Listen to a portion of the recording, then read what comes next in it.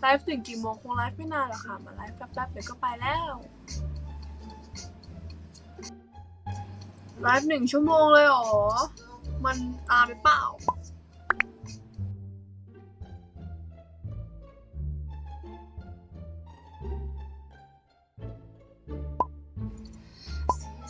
หนูว่าหนูก็สวยนะ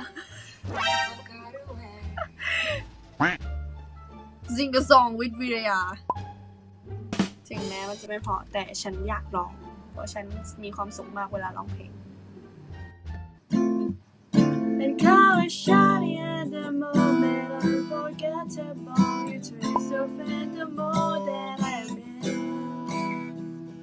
but things just get so crazy living life get hard to do and I would gladly hit the road get up and go if I knew that someday will lead me back to you that someday will lead me back to youเราไม่ได้เล่นเก่งอะเต็ง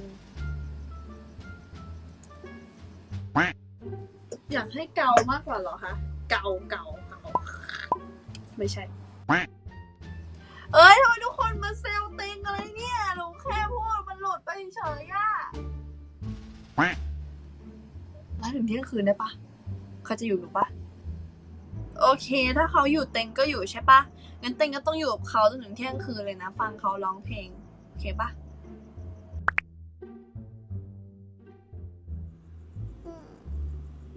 เจ็บตา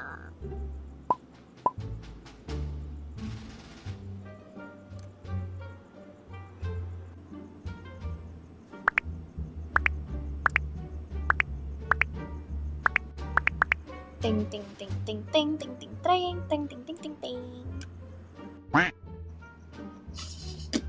แซวอะไรกันเนี่ย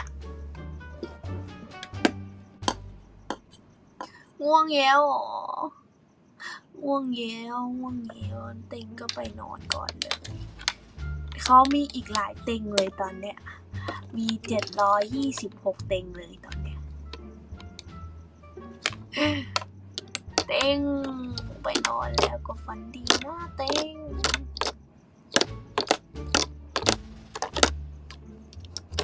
คิดถึงเขาไหมถ้าเขาคิดถึงเต็งจะมาจับมือเขาเปล่าฮะลำปางกับลำพังอันไหนหนาวกว่ากัน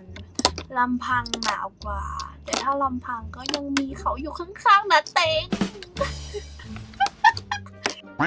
ไปไหนอ่ะไล่เขาไปไหนกันนะเต็งยังไม่อยากไปเลยอ่ะทำไมต้องไล่กันด้วยอ่ะไม่เที่ยงคืนเลยนะ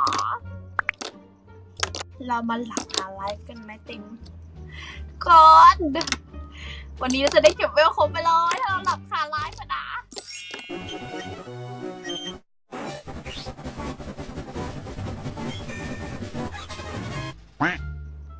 เต็งเขาใจคอไม่ดีแล้วอะ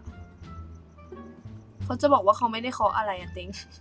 ทำไมเต็งพิมพ์กันมาว่าเขาขออะไรอะเต็งเขาทำไงดีตอนเนี้ยแม่จ๋าเต็งเขาก็กลัวไม่ใช่แค่เต็งที่กลัวตอนนี้เขาว่าเขาต้องไปแล้วแหละเขาอยู่ไม่ได้แล้วนะตอนนี้น่ะเข้าห้องสิครับรออะไรไว้เจอกันแล้วกันเพื่อความเซฟไม่ว่าฉันจะคิดไปเอง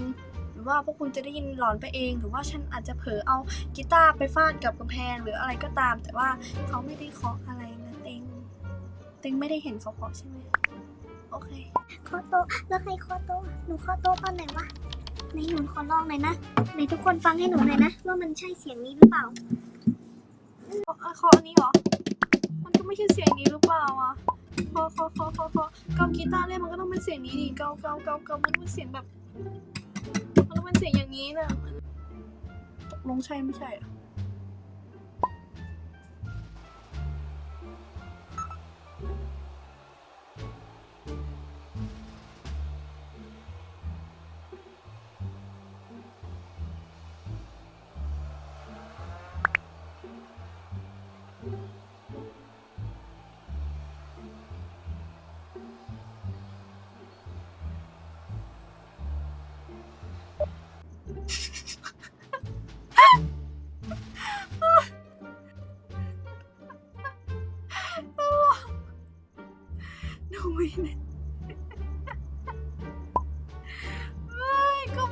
านเม้นอยู่